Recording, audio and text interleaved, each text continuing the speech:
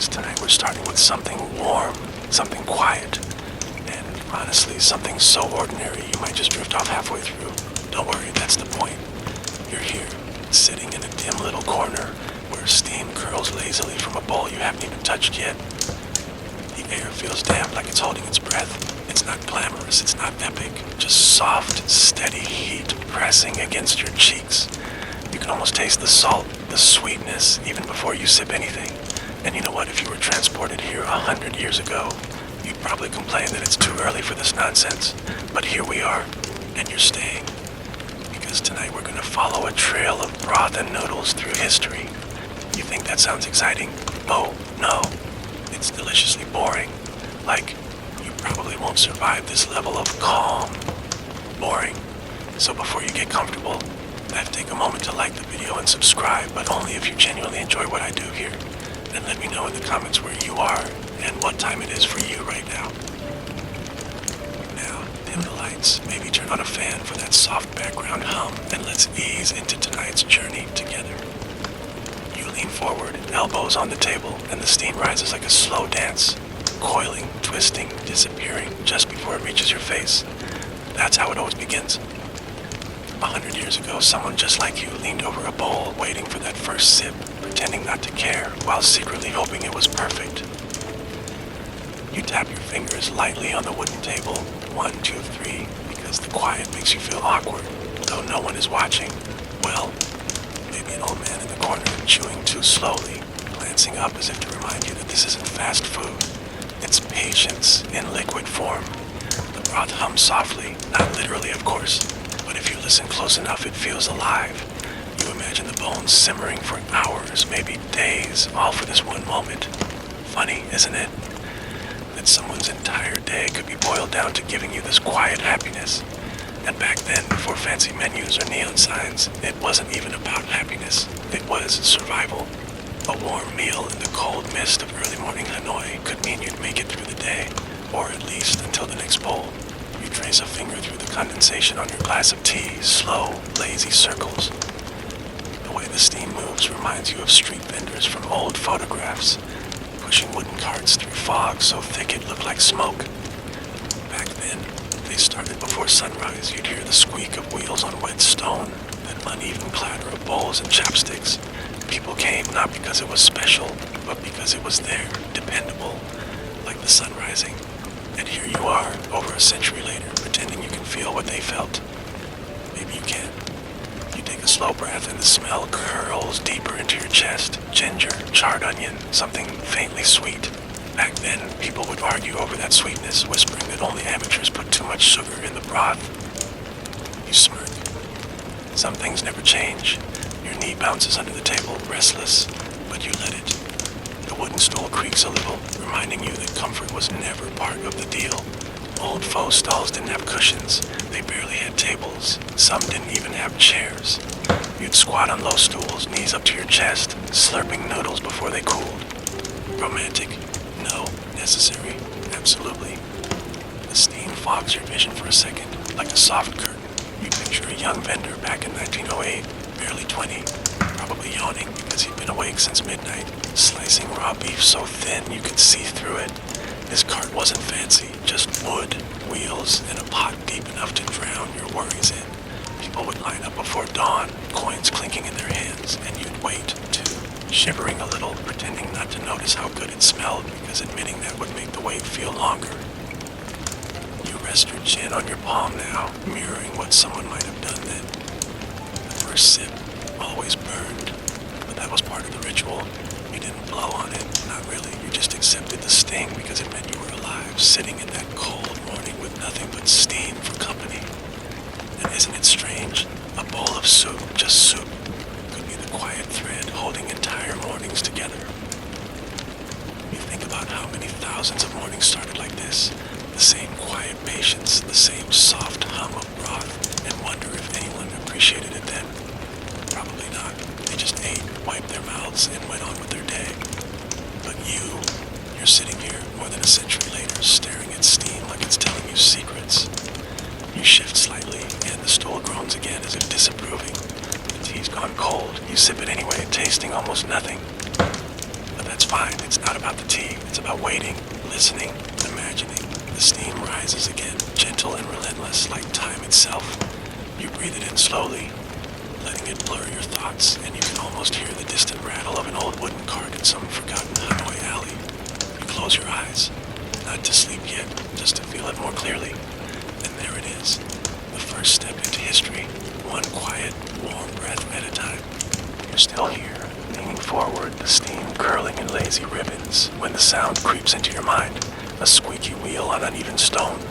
It's not real, of course, but you imagine it so vividly that your ears twitch like you're actually standing in that cold Hanoi dawn. A wooden cart, tall enough to block half the street, trundles past. The vendor pushes it with slow determination, shoulders hunched, breath misting in the air. You can almost smell the faint trace of smoke clinging to his jacket the way it would after hours of tending a charcoal fire. You follow him in your mind, step for step, through narrow alleys still wrapped in sleep. The city isn't awake yet, not really. A few paper lanterns sway in the mist, glowing like tired eyes. Dogs lie curled by doorways and their ears barely flicker when the cart rolls by. But that sound, the rhythmic squeak, the soft slosh of broth inside the pot, is a kind of heartbeat for the morning. Back then, people listened for it the way you listen for your coffee machine sputtering awake. You picture the cart stopping at its usual corner.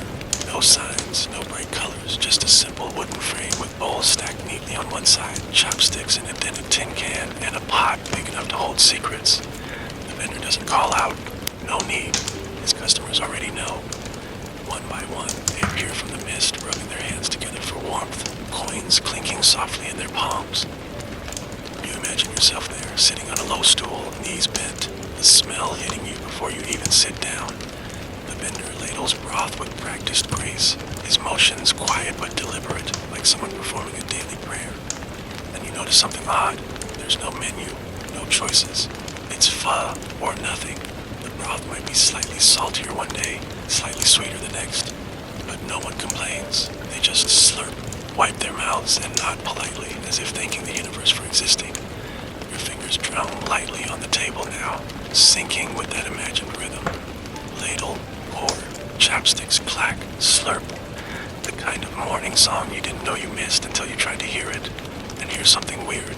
You might not know this, but those first pho carts didn't always serve noodles.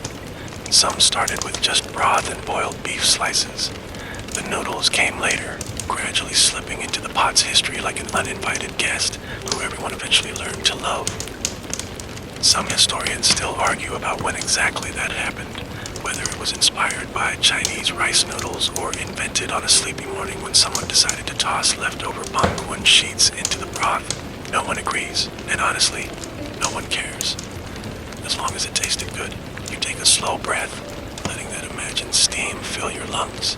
You can almost feel the wooden chopsticks in your hands, smooth from years of use, slightly chipped at the edges. The first bite would be soft, the noodles sliding down like silk, the beef tender but not fancy, just enough to keep you full until noon.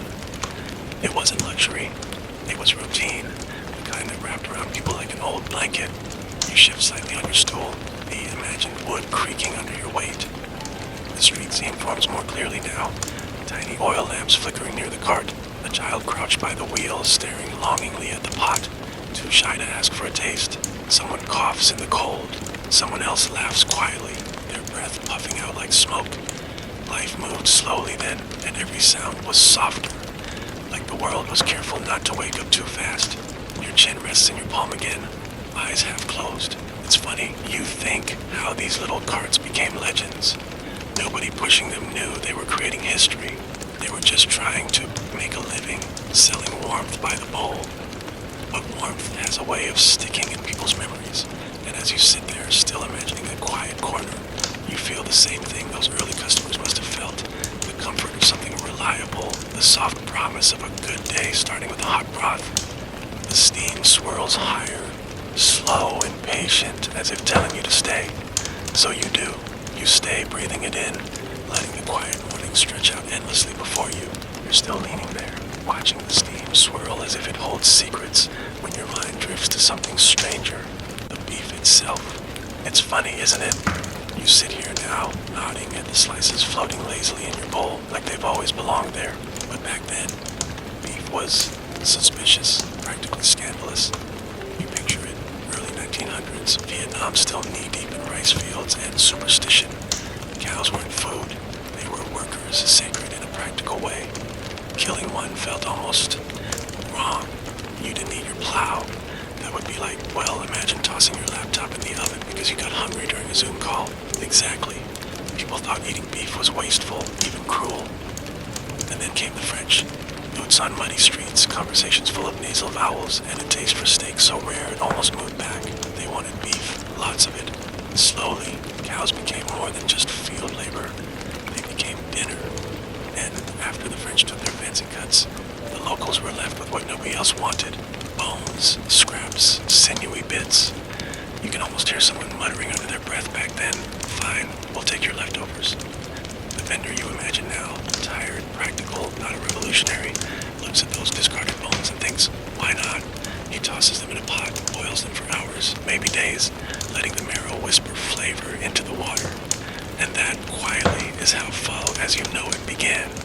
Not from luxury, but from scraps, from someone's need to turn waste into warmth.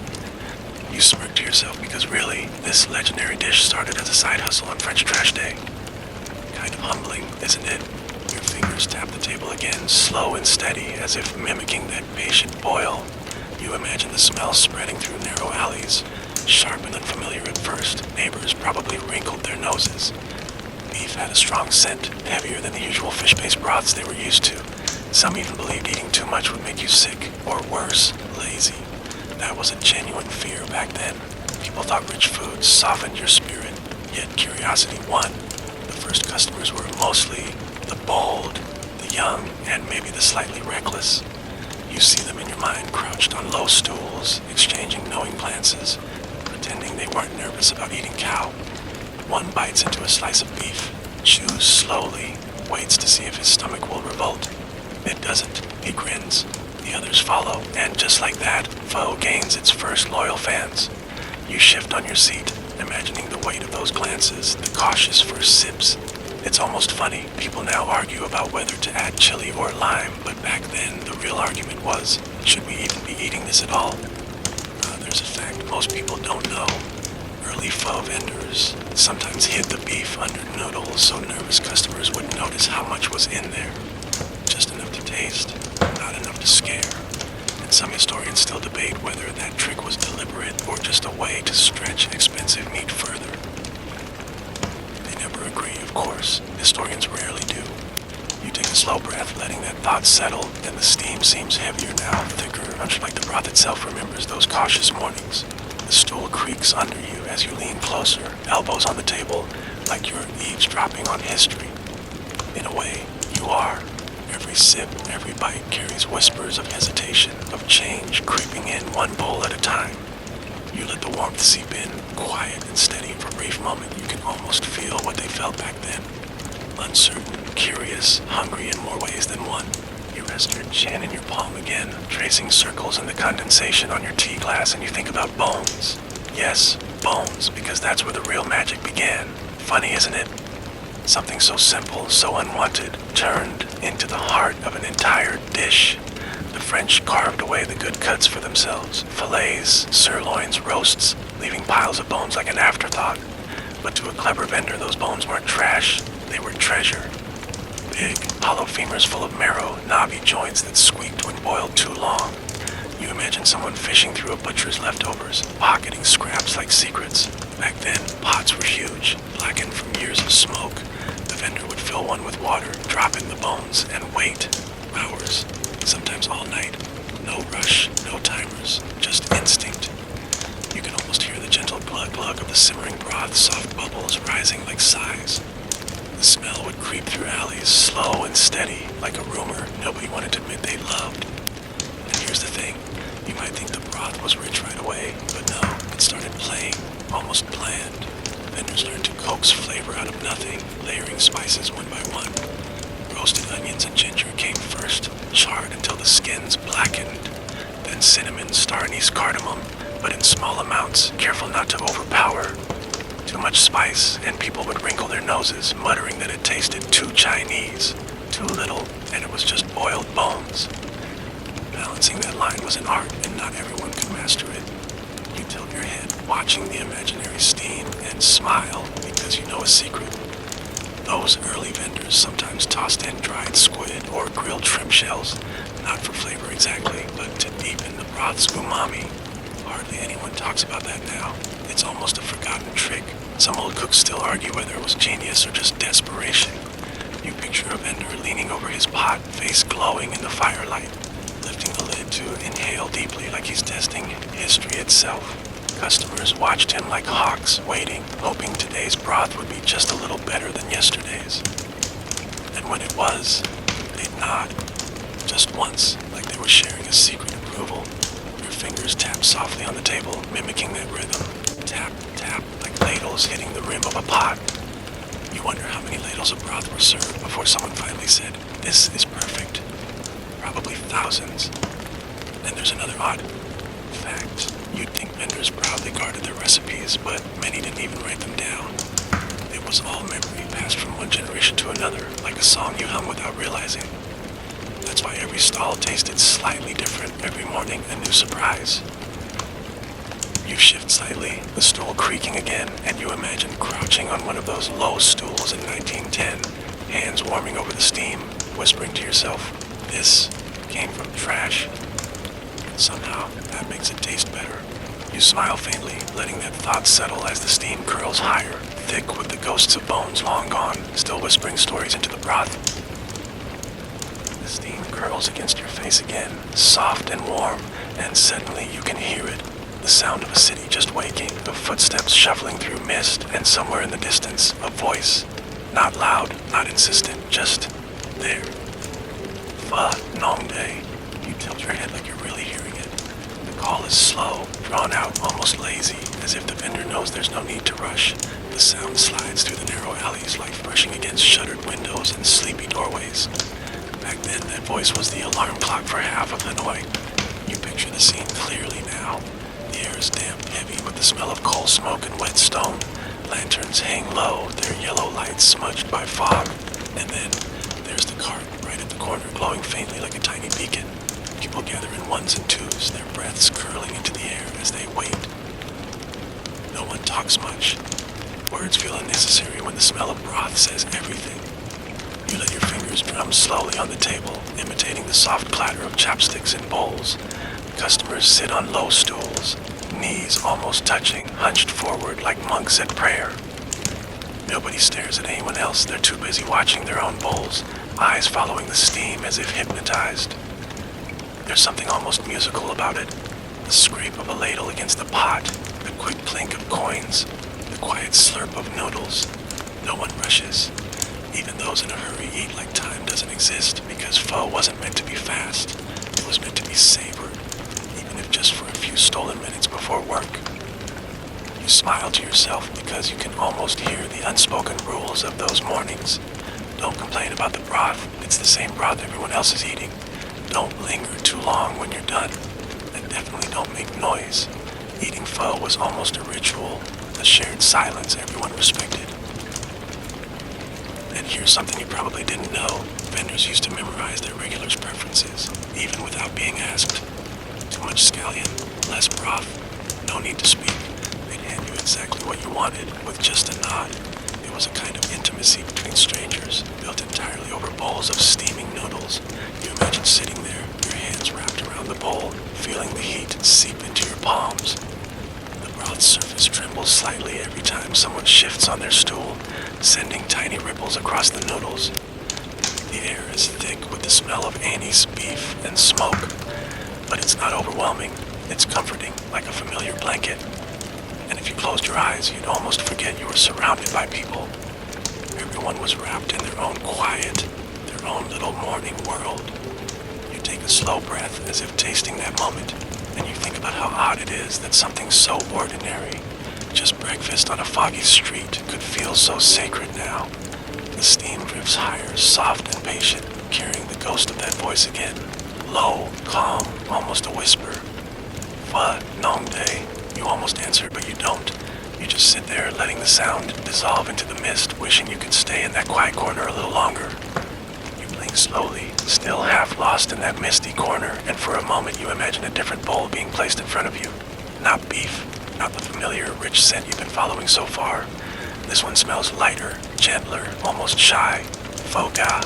You tilt your head slightly, curious, because once upon a time, this was controversial. Imagine that. Chicken, something you probably don't even think about, once caused arguments loud enough to shake tiny stools. People whispered, scoffed, even refused to try it. Why mess with perfection? They'd say. To them, pho was beef, period. Anything else was just soup pretending to be important. But times were changing. Beef was expensive, not always easy to find, and some people, especially the elderly and the cautious, still weren't completely sold on the whole cow-eating idea.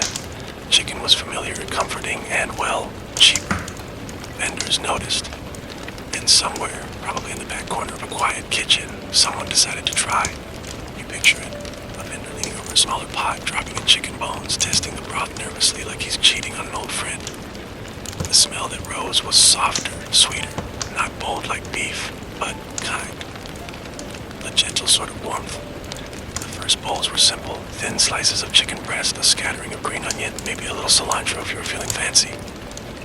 And people talked. Oh, they talked. Some called it brilliant, others muttered that it was for women and children, as if that was an insult.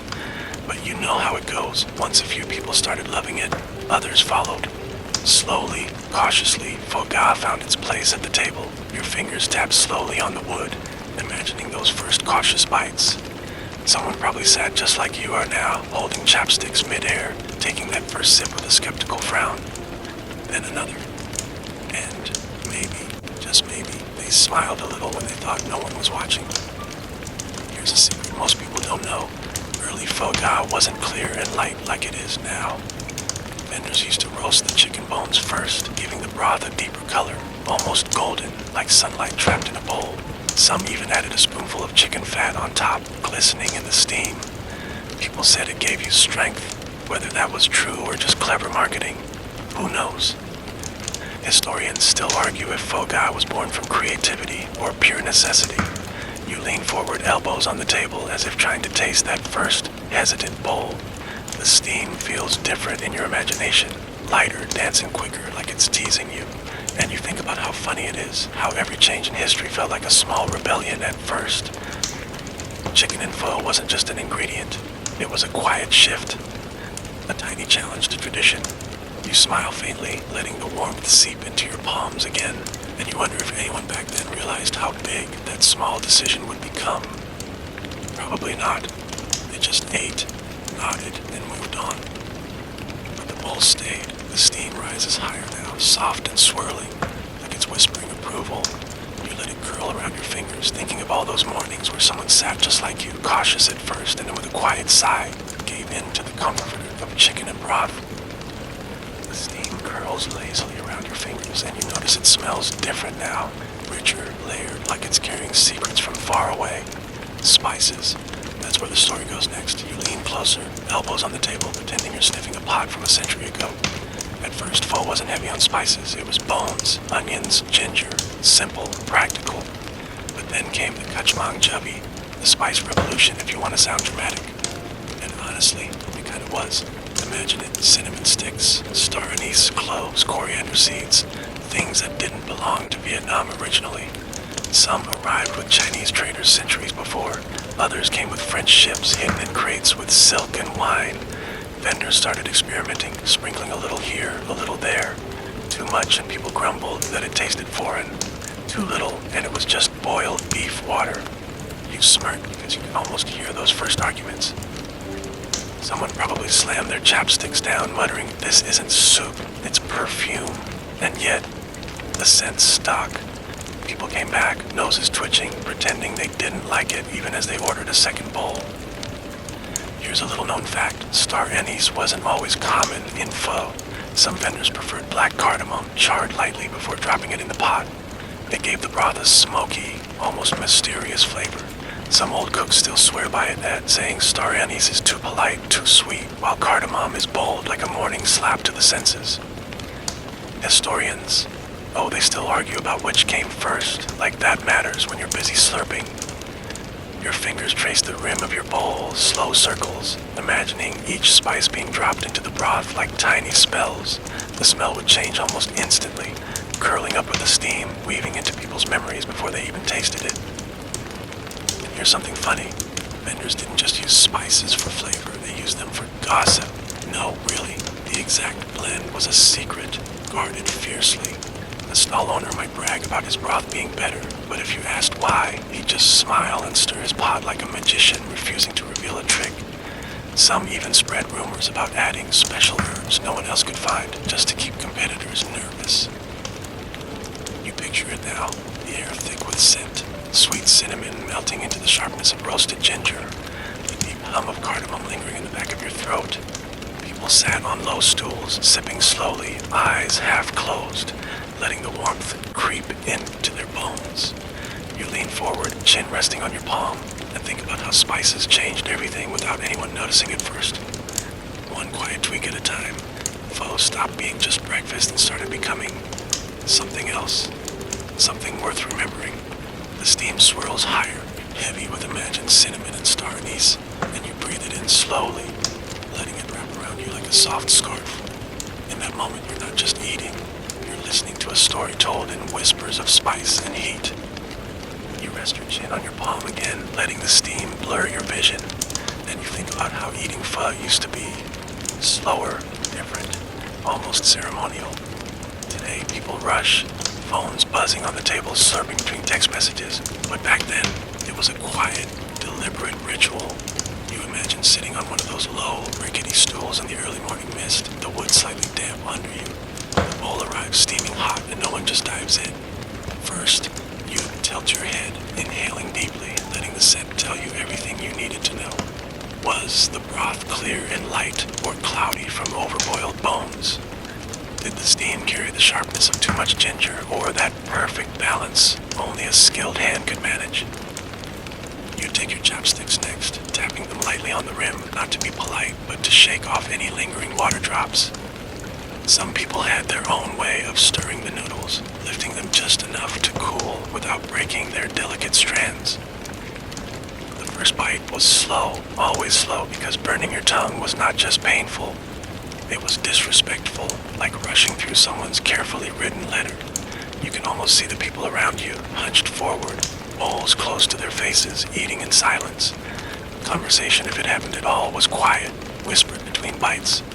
Old men would raise an eyebrow approvingly if the broth was good, and that single eyebrow meant more than 1,000 food reviews today. And here's something odd most people don't know. Some vendors back then gave you a small bowl of hot water first, just for rinsing your chopsticks. Not because they were dirty, but because warming the wood was believed to make the noodles taste smoother. Maybe it was superstition, or maybe it worked. Historians still debate if that habit had any real culinary science behind it. Your fingers tap gently on the table now, like you're keeping time with the slow rhythm of those mornings.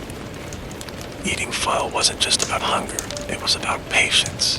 You didn't gulp it down, you savored each bite like you were counting blessings.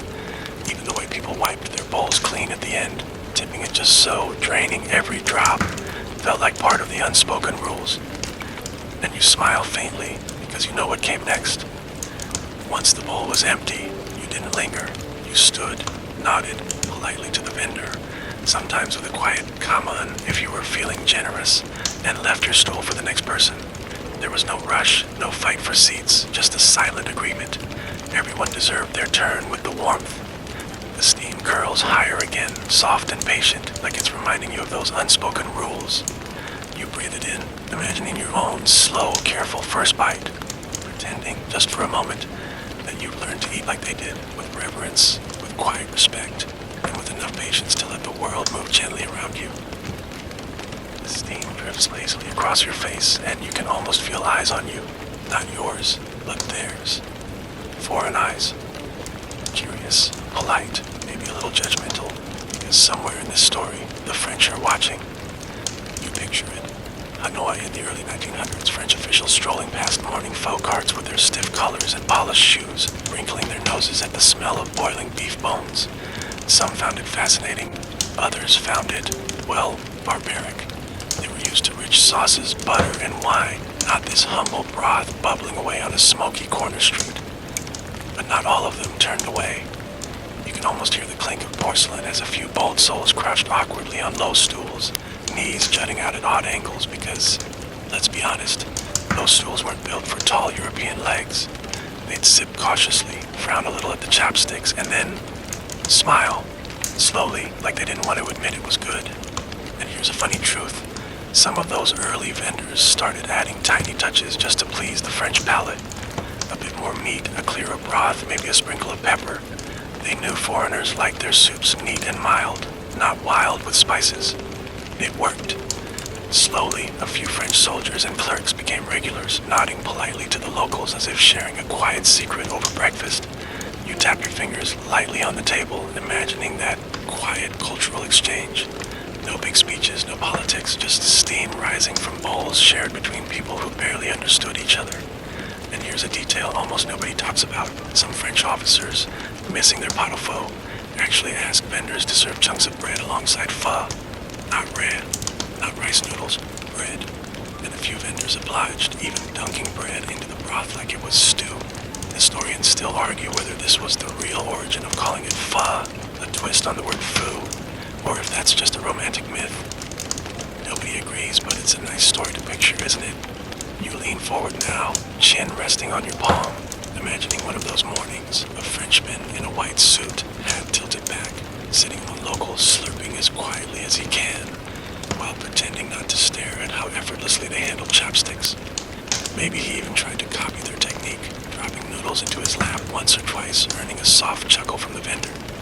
And for a brief moment you realize pho wasn't just food, it was a bridge. A quiet, steamy bridge built one bowl at a time, connecting two very different worlds. No one announced it, no one planned it, but it happened anyway, in the simplest, most human way. The steam curls higher, soft and amused, as if laughing at how history sometimes starts, not with treaties or battles, but with two strangers sharing breakfast on a foggy morning. The steam rises higher, twisting into soft spirals, and your eyes follow it, almost hypnotized. But this time you're not thinking about the broth, you're thinking about the noodles, the quiet backbone of every bowl, the part most people take for granted. You imagine a pair of hands, rough and calloused, working in the early dawn. Long before the broth was ladled, before the spices were roasted, someone was making bon pho. And back then, it wasn't the neat, machine-cut strips you know today. No, it was an art. Picture it, a thin sheet of rice batter steamed over cloth, carefully lifted and sent to dry. Once cooled, the cook would roll it gently, like folding a soft blanket, and then slice it by hand with a long, sharp knife. Every cut was measured by instinct, not rulers. Some noodles came out thick, some thin, and no two bowls were exactly alike. People didn't mind. That unevenness tasted like care, like someone had stood there slicing for hours just for you. Here's something most people don't know. Those early noodles were softer, almost slippery, because the rice flour was ground fresh every morning. No preservatives, no shortcuts. Vendors often bought directly from tiny family mills, and if the flour was too coarse or the rice too old, they'd complain because bad noodles could ruin even the best broth. Your fingers tapped gently on the table, mimicking the sound of a knife slicing through rolled sheets. Tap, tap, slice. It's almost rhythmic, like a quiet drumbeat of patience. And there's a little secret tucked in here. Some vendors secretly brush their noodles with a drop of sesame oil before serving, just to keep them from sticking together. Not too much, just enough to make them slide like silk in your chopsticks. Whether it was common or just a rare indulgence, historians still bicker about it. Some insist that early pho was pure and oil-free, while others claim the best stalls always had that faint, nutty sheen. You lean closer, chin on your hand, imagining those freshly cut noodles slipping into the hot broth, softening instantly, curling and twisting like ribbons in the steam. You can almost feel the texture on your tongue, smooth, but with just enough bite to remind you it was made by hand, not a machine. And you smile faintly because you realize something. Every single strand carried hours of unseen work. Before you even sat on that low stool, Someone had already woken long before sunrise, grinding rice, steaming sheets, slicing strips, all so you could slurp them in silence without thinking twice. The steam drifts around you now, warm and gentle, and for a moment you bow your head slightly, as if thanking those invisible hands that shaped each bite of history. The steam hangs heavier now, curling low, almost like it's whispering secrets only you can hear. And you can almost feel the tension of old mornings, not from hunger, not from the cold, but from arguments. Because believe it or not, people fought over pho. Not with fists, of course, but with words, sharp enough to cut through the mist. You imagine yourself sitting on a crowded row of low stools, the quiet hum of slurping occasionally broken by heated whispers. The great debate. Rao thumb. Herbs, should they belong in pho or not? It sounds silly now, doesn't it? But back then it was serious. Traditionalists insisted pho should be pure. Broth, noodles, meat, scallions. Simple. Anything else ruined the delicate balance. Adding herbs, they said, was like shouting in a quiet room. But others argued that a sprinkle of basil or cilantro gave the bowl life. A sharp, fresh contrast to the rich broth. Your fingers tap slowly on the table, mimicking the rhythm of their arguments. One man leans forward, chopsticks paused mid-air, hissing under his breath, why drown good broth in leaves? Another, just as stubborn, tosses extra herbs into his bowl defiantly, muttering, why eat like a sick man when you can taste the garden? And here's something funny. Vendors often stayed out of it, pretending not to care. But secretly, some took sides. A few stalls were known for refusing to even offer herbs, their owners shaking their heads at anyone who asked. Others placed generous bowls of fresh greens on every table, like a quiet invitation to rebel. Historians still debate when exactly the herb invasion began. Some blame southern influences creeping north earlier than we think. Others say it was simply bored customers experimenting. You picture a morning where two old regulars sit side by side, one with a pristine, bare broth, the other with a floating garden of basil and sawtooth coriander. They don't speak, but every slurp feels like a challenge. And here's a strange, almost forgotten detail. Some early pho eaters believed adding too many herbs was bad luck, that the broth's essence would be confused, as if it had a soul you could upset. Superstition or not, people followed their own rules, quietly judging anyone who didn't. You lean your chin on your palm, watching the steam curl, imagining those mornings filled with unspoken rivalries. And you smile because nothing says love like arguing about the right way to eat something. The steam rises thicker now, carrying faint traces of imaginary basil and cilantro, wrapping around you like a teasing reminder. Even in silence, pho had a way of starting tiny wars. Wars fought with chopsticks, not swords. The steam swirls higher as if pulling you forward through time, and suddenly the quiet Hanoi mornings feel farther away. The air shifts, warmer, thicker, humming with a different kind of life. You're no longer in the misty alleys of the north. Now you're watching people pack their lives into wooden crates, stepping onto trains, boarding ships. It's 1954, and pho is about to split in two. You imagine standing on a crowded dock, the scent of salt and exhaust mixing with the faint aroma of broth, carried in tin containers, clutched by trembling hands. Families leaving Hanoi for the south stuffed everything they could into bags, clothes, photos, and sometimes even their favorite cooking tools. One old woman, you picture her carefully cradling a ladle as if it were a family heirloom. Pho didn't migrate meat recipes. It traveled in memories. In the quiet whisper of a vendor telling his apprentice, don't forget to char the ginger first. In the taste of a single perfect bowl locked inside someone's mind, recreated later with whatever ingredients they could find in their new home. You sit back slightly, letting that sink in. And here's something most people don't think about. Southern Vietnam didn't taste like the north. The air was heavier, sweeter, the produce different. Fresh herbs grew wild, sugar was easier to find, and people were used to bold flavors. Slowly, without meaning to, pho changed. Your fingers tap on the table, mimicking the slow chug of a train heading south, carrying not just people, but recipes. Each family adjusted the broth to match what they had. Some added more spices to mask tougher cuts of meat. Others sweetened the broth slightly, not to be fancy, but because southern palates leaned that way. And historians, oh, they argue about this endlessly.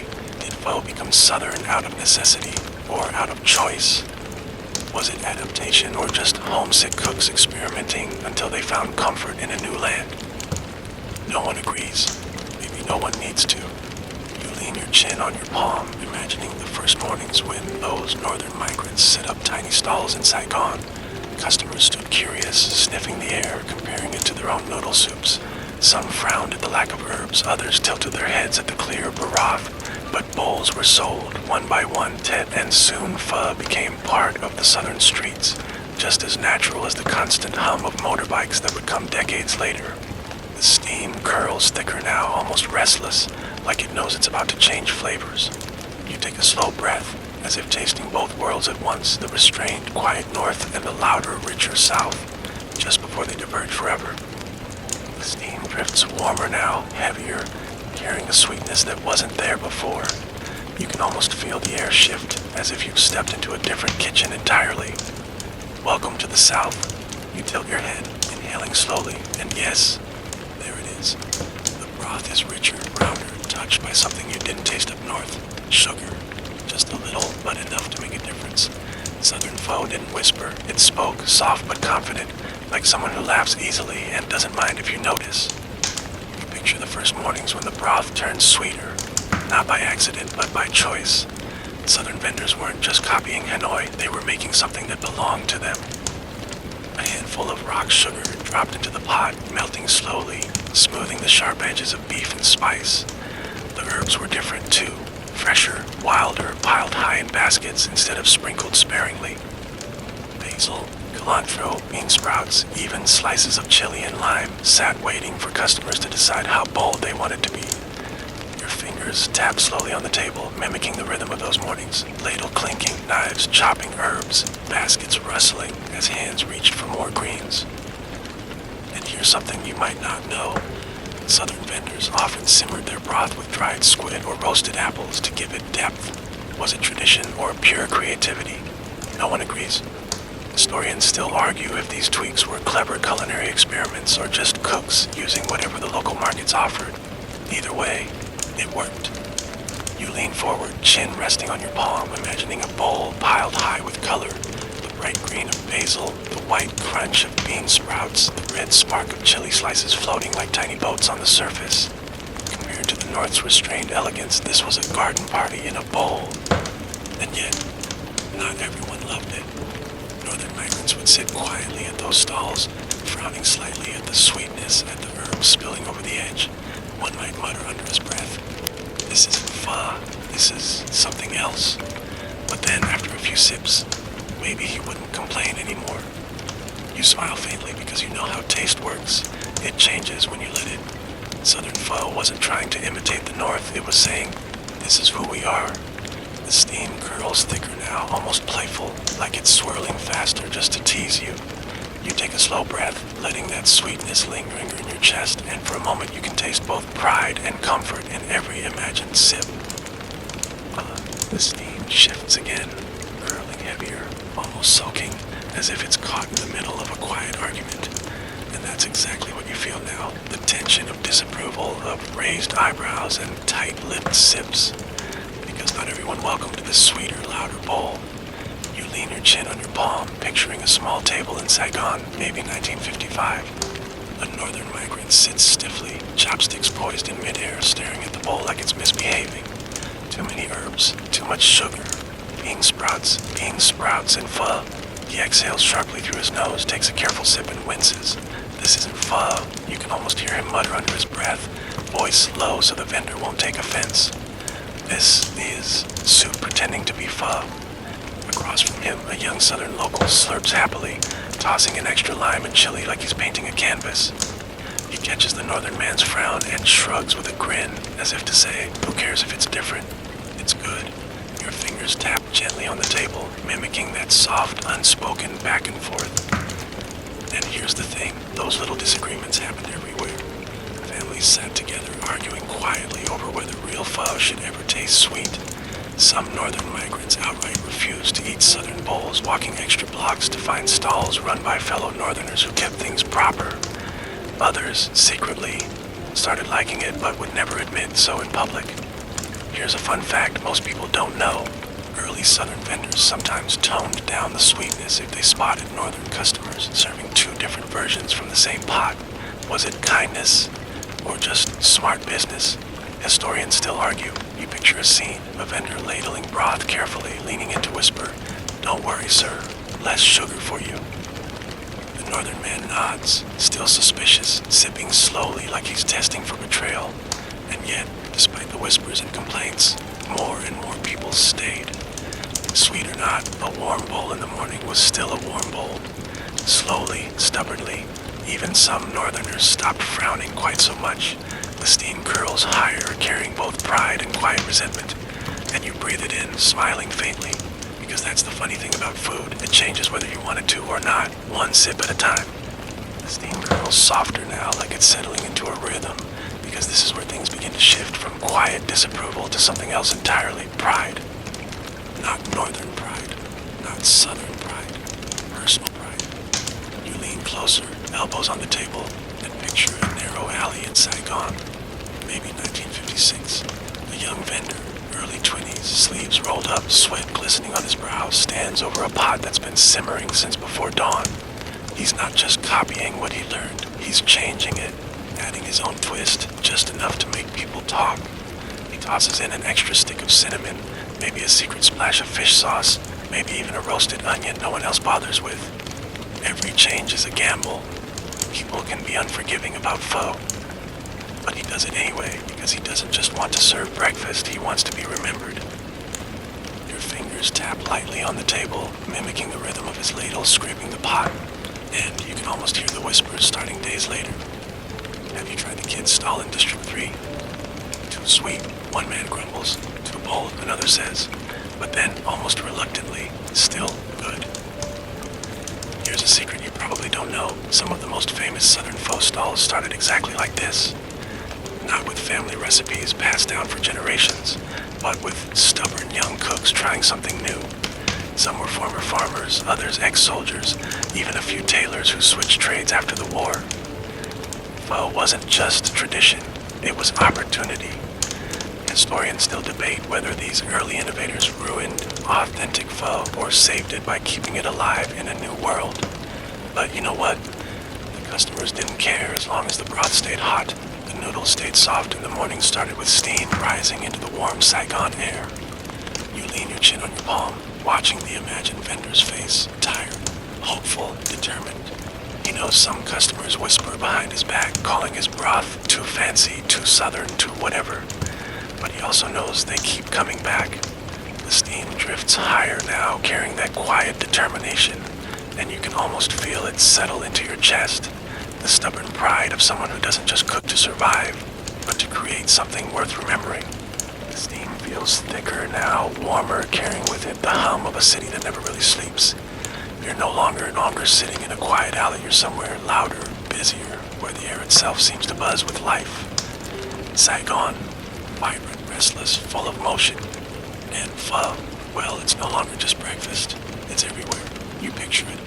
Wide boulevards lined with tall trees, bicycles weaving through traffic, the constant chatter of vendors calling out their morning specials. Somewhere in that symphony of noise, a pho stall stands open, crowded with people from all walks of life. Office clerks in crisp shirts, children tugging at their mother's sleeves, tired rickshaw drivers hunched over steaming bowls. Pho had become the great equalizer. You could be rich, poor, old, young, and you'd still be here, bent over your bowl, breathing in the same rising steam. Now your fingers tap against the table, keeping rhythm with the imagined clatter. Chopsticks hitting bowls, stools scraping against tiled floors, coins dropping into small metal tins.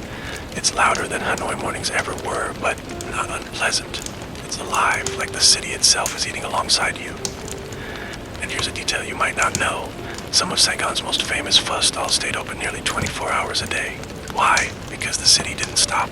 Late-night gamblers, factory workers on overnight shifts, couples slipping out after dance halls closed. All of them needed a bowl of warmth before heading home. The best stalls were landmarks, their lights glowing through the night like beacons for the hungry. You lean your chin on your palm, imagining sitting there past midnight, sweat still clinging to your neck despite the hour, the air buzzing with motorbikes zooming past.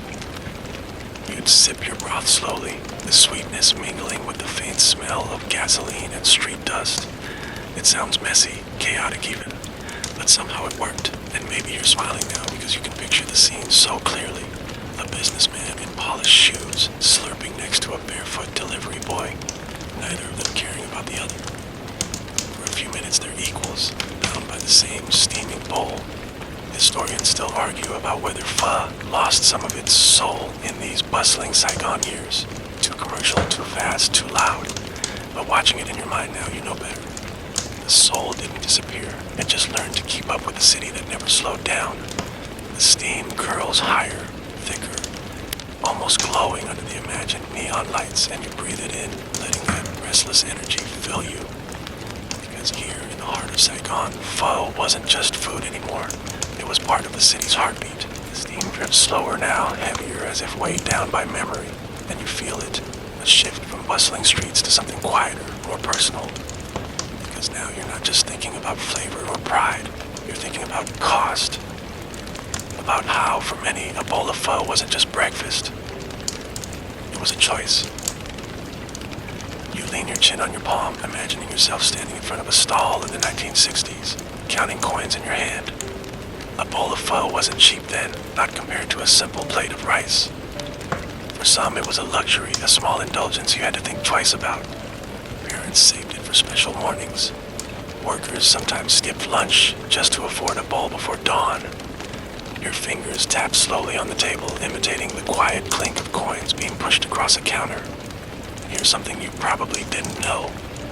In certain parts of Hanoi and Saigon, people used to share bowls to save money. 2 spoons, 2 pairs of chopsticks, one bowl between them. They'd sit shoulder to shoulder, carefully taking turns, pretending not to notice when the other tried to get an extra noodle. Vendors didn't mind. Some even offered to top up the broth for free if you asked politely. You picture a family of 4 sitting on tiny stools, the parents whispering to their children, "Eat slowly, savor it." Not because they were teaching manners, but because they needed to make that one bowl stretch as far as it could. And still, no one complained. That single bowl was warmth, comfort, a small piece of happiness worth every coin. Historians still debate how expensive pho really was in those days. Some say it was just a little more than rice. Others insist it was a dish for the middle class, not the poor. But if you listen closely, you can almost hear the truth. Not in records or receipts, but in the soft sighs of people holding their bowls like treasures. You rest your chin deeper into your palm, watching the steam curl like thin silver ribbons, and you can almost feel the weight of that choice. Imagine sitting there, knowing you might not have pho again for days, maybe weeks. Would you eat faster or slower? Would you rush to fill your belly, or let every sip linger because you didn't want it to end? The steam thickens in your mind, curling warmer, almost protective, like it understands the quiet sacrifices people made just to taste it. And for a moment you feel a little guilty, sitting here now, imagining this luxury while letting your own bowl grow cold. The steam feels heavier now, almost sorrowful, curling low as if it remembers harder days. Because this next chapter isn't about indulgence or pride, it's about survival. Pho didn't escape the hardships of war. It adapted, quietly, stubbornly, like the people who ate it. You lean your chin on your palm, imagining a street in the late 1940s or early 1970s, depending on which war you choose to picture. Doesn't matter. The hunger feels the same. The broth is thinner now, almost watery. The rich aroma of beef bones gone, replaced with something weaker, something that had to pretend. Your fingers tap slowly on the table, soft and uneven, mimicking the quiet rhythm of scarcity. Here's a truth that might surprise you. During wartime, vendors replaced beef with whatever they could find. Slices of boiled banana trunk, fried tofu, even bits of pork skin floating where brisket once shimmered. Some even simmered green papaya in the broth, convincing customers it was just a lighter cut of beef. Most people nodded politely, pretending to believe, because what else could they do? You picture a vendor ladling out that thin, pale broth, avoiding customers' eyes. Not out of shame, but because no words were needed. Everyone knew times were hard, and still they came, because even a ghost of pho was better than no pho at all. And here's something almost no one talks about. In some cities, vendors secretly hoarded beef bones when they could find them, boiling them over and over, stretching them for days until the marrow was long gone. A few even roasted bones between boils to trick the broth into tasting richer. Historians still argue whether this was clever or desperate, but you can almost hear a tired cook muttering, "If it warms them, it's enough." You take a slow breath, imagining sitting on a low stool in those years, hands cupped around a bowl that smelled more of onions than beef. People ate slower then, not out of respect for flavor, but because there wasn't much to eat. You'd chew every noodle like it was worth its weight in gold. The steam curls closer, thicker, almost clinging to your fingers, as if whispering the quiet truth. Pho wasn't always joy.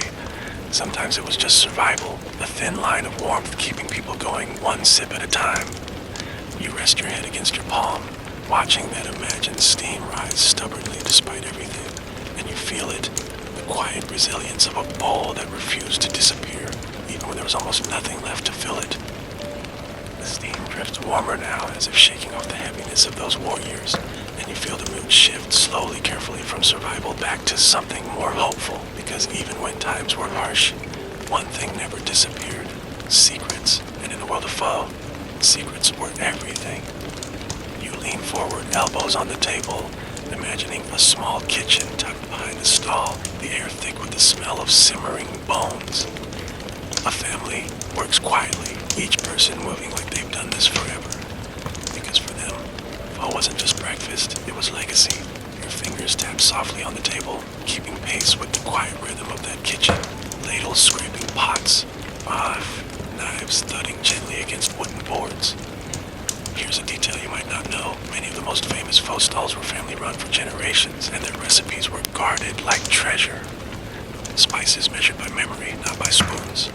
A pinch of salt thrown in only when the broth looked tired, whatever that meant.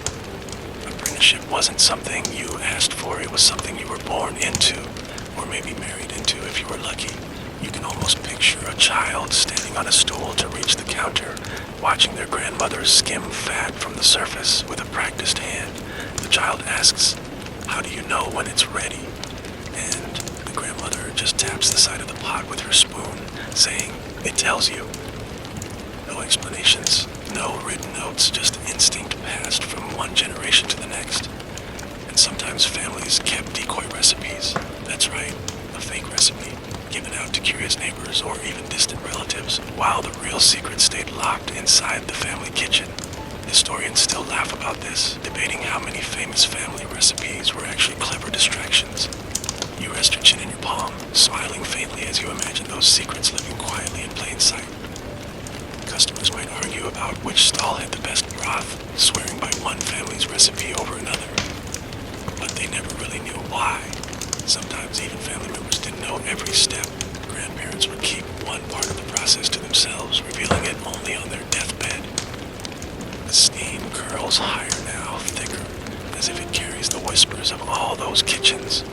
You take a slow breath, and for a moment you can almost hear an old cook saying, "Don't stir too much, you'll wake the broth." Silly advice, maybe, but when you taste something that good, you don't question superstition. You sit back slightly, letting the imagined scent wrap around you, and you feel it. The quiet pride of those families, boiling not just bones but memories, passing them down one steaming bowl at a time. But the steam curls softer now, almost glowing, and for the first time in a while it feels lighter. Not because life was easier, but because the memories you're stepping into now are warm in a different way. This isn't about vendors or recipes. This is about childhood. About how Pho became more than just food. It became a piece of growing up. You lean your chin on your palm, letting your mind wander to a quiet morning in the 1960s, maybe early 70s. Picture a small boy, hair still messy from sleep, tugging at his father's sleeve. His eyes are half closed. The moment he hears the word pho, they snap open. Breakfast at home meant plain rice or porridge. Breakfast at the Pho stall meant something special. Your fingers tap gently on the table, mimicking the quick, excited rhythm of small footsteps on a dusty street. Here's something you might not know. For many kids back then, eating pho was a treat, saved for special occasions: tent, birthday, days, or the rare mornings when parents had a little extra money. The trip to the stall felt like an adventure, the smell of broth in the air long before you could even see the cart. You can almost picture it now. Children sitting on stools too high for their legs, swinging their feet as they waited, noses barely peeking over the table. Some would press their faces close to the steaming bowl, eyes wide, letting the heat fog their cheeks. Parents always warned, eat slowly, don't burn your tongue, but of course no child ever listened. And there's a funny little tradition most people don't talk about. Parents would sometimes order extra noodles, less meat, for kids, not because of cost, but because they believed children didn't need much protein yet. Kids didn't care. Noodles were treasure. Strands of soft, slippery joy they'd slurp so loudly that nearby customers would glance over, half annoyed, half amused. Historians, if you ask them, still debate whether childhood memories like these shape the way people feel about pho today. Was it the flavor itself or the happiness wrapped around it? Most agree it was both. You lean closer, imagining that boy finishing his bowl, tilting it with both hands to sip the last drops of broth, his parents laughing softly at the effort. Then, with a little sigh of satisfaction, he'd wipe his mouth on his sleeve, grinning like he'd just tasted the best thing in the world. The steam drifts higher, almost playful now, and you can feel it tug at you gently. Warm, familiar, like the memory of being small, swinging your legs over a stool, waiting for a bowl that felt like magic. The steam feels different now, lighter, stretched thin as if carried by the wind to someplace far away. Because now the story moves beyond Hanoi and beyond Saigon. You're no longer in Vietnam at all. You're following the scent of pho as it slips quietly into foreign streets, carried in the hands of people who left but never forgot. You lean your chin on your palm, picturing it. The 1970s, maybe late 70s, when refugees stepped off planes and ships in strange cities.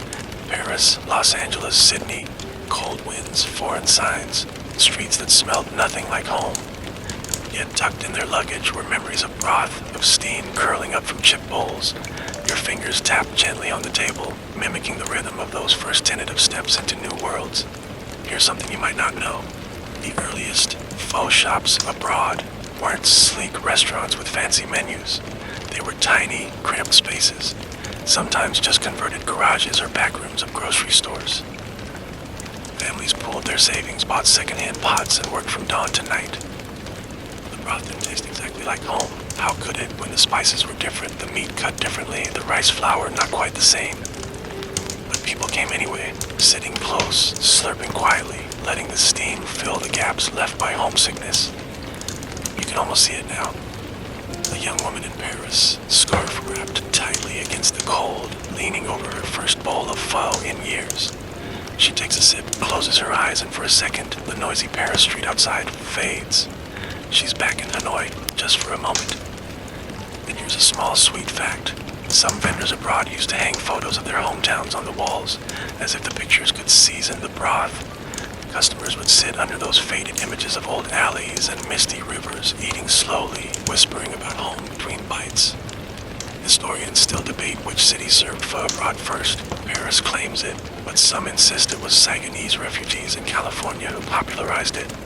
Nobody agrees, and maybe it doesn't matter. What matters is that no matter where they landed, people found comfort in recreating the same ritual. Low stools, or whatever they could find. Quiet mornings, steam rising. You lean forward now, letting the imaginary steam brush your face, and you can almost feel that mix of joy and sadness in every sip. Joy because the taste was familiar.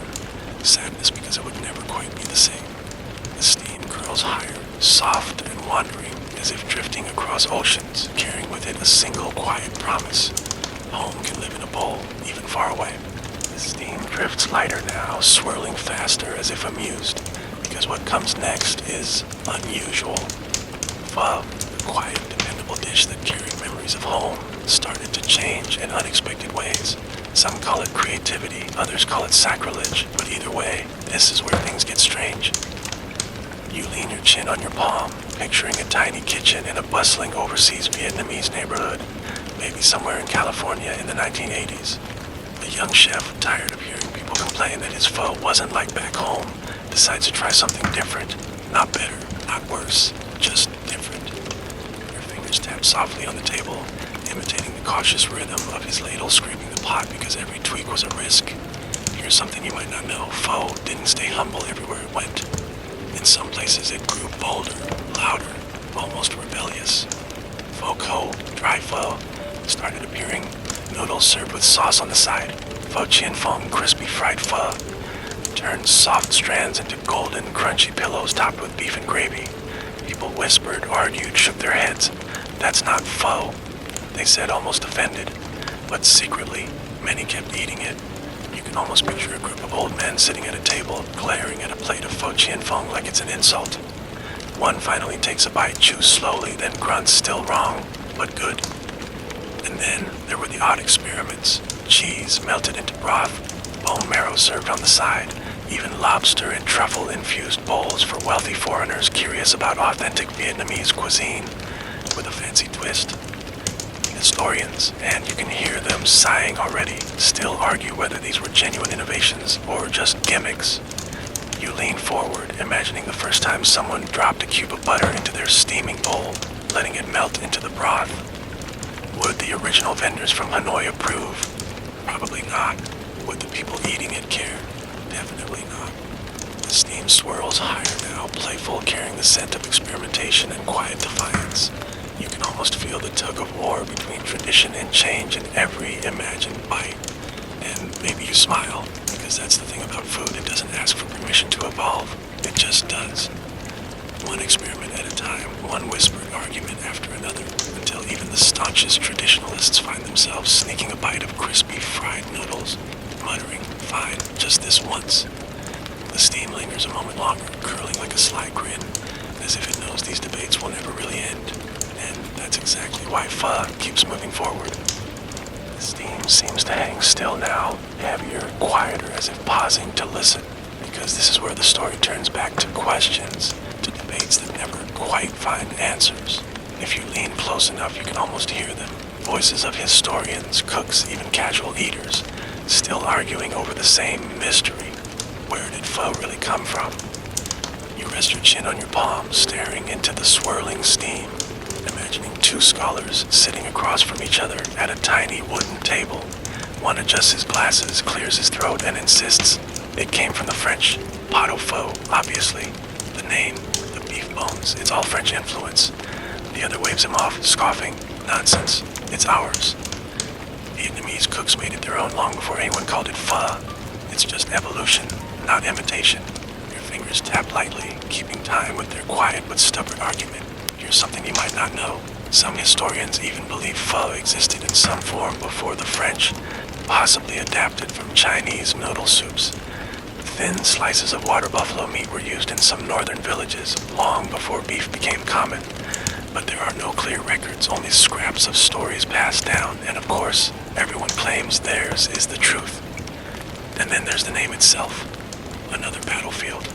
Was pho just a mispronunciation of pho by locals listening to French butchers? Or did it come from the old Vietnamese word fun, referring to rice noodles used in earlier dishes? No one agrees. Some laugh at the French theory entirely, calling it colonial arrogance to think everything came from Europe.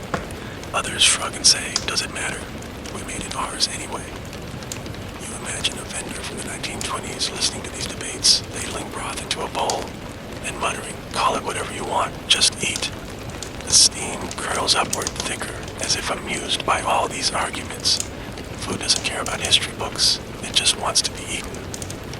But still, there's something comforting about these debates, isn't there? Like a family squabble where everyone secretly agrees on one thing. No matter its origin, pho belongs to Vietnam now, woven into its mornings, its memories, its people. You smile faintly, leaning closer, because you realize something. Maybe the mystery makes it better. If pho had a simple, clear origin, it would just be food. But with every unanswered question, every whispered theory, it becomes more than that. It becomes a story, one you're still listening to, steam curling gently against your face. Steam drifts softer now, like a page turning, carrying you into a different kind of story. One told not in kitchens or street stalls, but in ink. Because pho, somewhere along the way, stopped being just food and became something people wrote about, sang about, even dreamed about. You lean your chin on your palm, imagining a quiet writer's desk in Hanoi, maybe in 1940s or 50s. A single lamp burns low, paper scattered across the table. The writer pauses, pen tapping lightly, then smiles faintly as the scent of pho drifts through an open window. He writes, not about politics or war, but about a steaming bowl of noodles, because sometimes that's the only thing worth writing about. Your fingers tap gently on the table, mimicking his slow, thoughtful rhythm. Here's something you might not know. Vietnamese writers and poets have mentioned pho in their works for decades. Some used it as a symbol of home, comfort, or fleeting happiness. Others turned into quiet metaphors for love, steamy, delicate, easily spoiled if you rush. There's an old short story where two former lovers meet again at a pho stall, sitting in silence, letting the steam say everything they can't. And music. Oh, there are songs too. Lighthearted ones about morning markets, about taking someone special for pho after a long night of dancing. Even cheeky lines comparing the sweetness of a lover's smile to the first sip of broth. Pho became more than a dish. It became shorthand for warmth, for nostalgia, for life's simple joys. You smile faintly, imagining a poet leaning over his bowl, scribbling in a notebook between bites, describing the broth as a quiet river of memory. Historians debate whether these romanticized depictions reflect reality or just literary flair, but honestly, does it matter? Pho had already moved from kitchens to culture, slipping quietly into the national imagination. The steam curls higher now, almost theatrical, as if bowing to its new role. It's funny you think how a dish born from scraps and necessity became something worth immortalizing in words. You take a slow breath, letting the imagined scent of broth mingle with old pages and ink, and you can almost hear that writer whisper to himself as he dips his pen again. The nation can be tasted in a bowl. The night deepens, the silence thickens as you lie there, wrapped in the quiet hum of your own thoughts. It's easy to forget how deep pho's really go, how it's been part of the fabric of Vietnamese identity for centuries. But let's step back in time a little further now, to a moment when pho was just beginning to whisper its way into the national consciousness. The streets of Hanoi in the 1910s were a chaotic blend of colonial influence and indigenous tradition, as the French had just established their rule. And during those early days, the pho we know today hadn't quite taken its current shape. What you might have found instead was a simpler, more rudimentary version. Humble, practical, a soup to fill bellies in times of uncertainty. It was during the early 20th century that pho first appeared as street food, but it wasn't called pho just yet. People were still using the term sao to describe brothy meals, often accompanied by rice noodles. But something happened between 1910 and 1930, a sort of culinary magic, when someone decided to toss in beef and give it that richer flavor we recognize today. Some legends say it was a butcher in Hanoi who crafted the first bowl of beef pho, while others insist it was a noodle maker trying to experiment with an old recipe. You chuckle softly as you imagine that moment, a butcher, a bowl, and a dream. One fleeting thought of putting these ingredients together, forever changing history. But here's where it gets interesting. Some historians even debate whether the original pho actually contained beef. In fact, some of the early versions used chicken, not beef, because it was cheaper and more readily available. Slowly, beef became the star of the show. You can picture the scene now, can't you? A quiet street corner, dimly lit by a few street lamps, the buzz of early morning chatter filling the air. A small vendor sets down a steaming bowl in front of a weary traveler, the scent of simmering broth wafting upwards to greet him. The first sip, warm and rich, is like a moment suspended in time. Some say that moment, when the traveler tastes that first spoonful, was when the soup truly became pho. It wasn't just a meal anymore. It was an experience, a moment of connection between past and present, hunger and comfort, simplicity and art. Some say that the word pho itself was inspired by the French word pot-au-feu, which referred to a traditional French beef stew. Others insist it's rooted in the word pho itself, meaning boiling or to cook. Who's right? Well, as with so many culinary mysteries, historians still argue about it, but the truth might just be somewhere in the middle, nestled between French influence and Vietnamese ingenuity. As you drift deeper into the story, you feel the chill night air fade away. It's almost as if you're sitting in a quiet shop in Hanoi yourself, watching this history unfold with the steady drip of broth and the soft chatter of vendors in the background.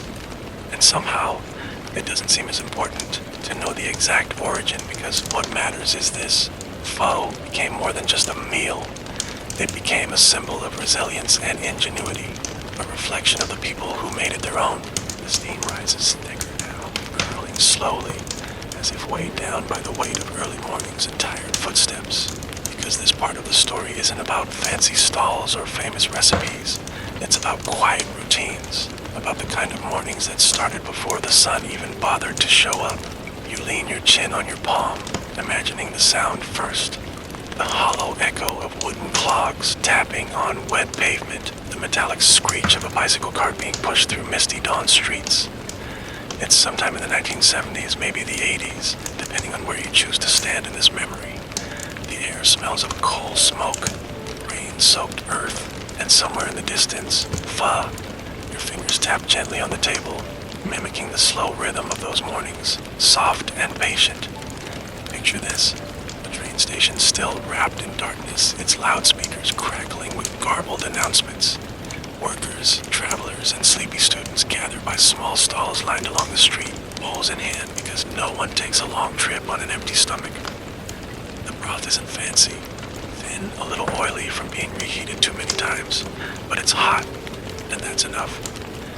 Here's something you might not know. In the 1980s, vendors near train stations and bus depots were some of the first to standardize their hours strictly around departures. They opened as early as 3 or 4 a.m., and the best ones were famous for timing their broth so that the strongest, richest flavors were ready exactly when the first morning trains left. Travelers swore you could taste the difference. The earlier you ate, the better the broth. And maybe you smile now, because you can almost picture a young man rushing with his ticket clenched in one hand, gulping down noodles too fast, splashing broth onto his shirt, or a tired mother gently blowing on a spoonful before handing it to her child, murmuring, "Eat, or you'll be hungry all the way to Saigon." Historians don't talk much about these train-side pho stalls, and that's a shame, because they were a kind of lifeline. Some of the best family-run shops built their reputations right there, feeding strangers who might never return, but would carry the memory of that one hot bowl on a cold, gray morning. The steam curls higher now, almost humming like the distant vibration of train tracks, and you can almost feel the gentle rocking of a carriage as you imagine taking that last sip, setting your bowl down and hurrying off. Your belly warm, your mind already half asleep to the rhythm of wheels clattering toward another city. The steam feels lighter now, almost shipping knows this part of the story isn't just about quiet mornings anymore. Because here pho leaves the realm of routine and steps onto the world stage. What started as humble street food was now about to become a symbol, a dish whispered about in languages far from its birthplace. You lean your chin on your palm, imagining the first time someone abroad, not Vietnamese, not even Asian, took a sip of pho and felt that tiny flicker of surprise. Picture it, a small Vietnamese restaurant in Paris, maybe the late 1970s. The decor is simple, the menu handwritten, but the smell spilling onto the street is enough to turn heads. A curious couple steps inside, sits awkwardly on stools too low for them, and orders that soup everyone keeps talking about. Your fingers tap gently on the table, mimicking the soft clink of foreign cutlery against ceramic bowls, because yes, some early customers asked for spoons and forks, completely skipping the chopsticks. Here's something you might not know. The first Western newspaper articles mentioning pho described it not as Vietnamese, but as a delicate cousin of Chinese beef noodle soup. It took years before food critics learned to pronounce it properly, and even longer before they stopped calling it pho or pho. But mispronunciation didn't stop fascination. Slowly, pho became the dish people sought out when they wanted something authentic. Food magazines praised its clear broth as elegant, its spices as mysteriously French-influenced. Historians still argue whether this sudden Western obsession helped preserve traditional recipes or pushed vendors to change their flavors to suit foreign palates. You smile faintly, imagining a chef in California adding extra herbs, maybe a thicker slice of meat, just to impress the American crowd. Was it still pho? Maybe, but it was different. An ambassador version of the bowl, polite and slightly dressed up for guests. And yet, even with those tweaks, the soul of pho stayed. Travelers who tasted it for the first time often described it with the same quiet wonder. It feels like home, even if it's not my home. The steam curls higher now, as if proud of itself, shimmering with that quiet dignity of something once overlooked, now becoming a star. You take a slow breath, letting that thought settle, and for a moment you can almost hear a vendor back in Hanoi chuckling, ladle in hand, saying, "They're making such a fuss about soup, it's just breakfast." But you know better. Somewhere along the way, that breakfast became Vietnam's quiet introduction to the world, one sip at a time. The steam drifts slower now, softer, as if leaning in to listen, because this next part isn't about vendors or history books. It's about the way strangers looked at pho for the very first time, wide-eyed, curious, sometimes confused, but almost always enchanted by the time the last drop of broth was gone. You rest your chin on your palm, picturing it. A small table in Los Angeles, maybe the mid-1980s. A young college student, American-born, sits nervously with chapsticks in hand, staring at the steaming bowl placed in front of him. The aroma is warm and inviting, but the floating herbs, the raw slices of beef cooking in the broth, unfamiliar, almost intimidating. He glances at his Vietnamese friend for guidance, who laughs softly, saying, "Just dip the beef in, don't overthink it." Fingers tap gently on the table, imitating the hesitant clink of chapsticks against porcelain at that first unsure attempt to untangle slippery noodles. And here's something you might not know.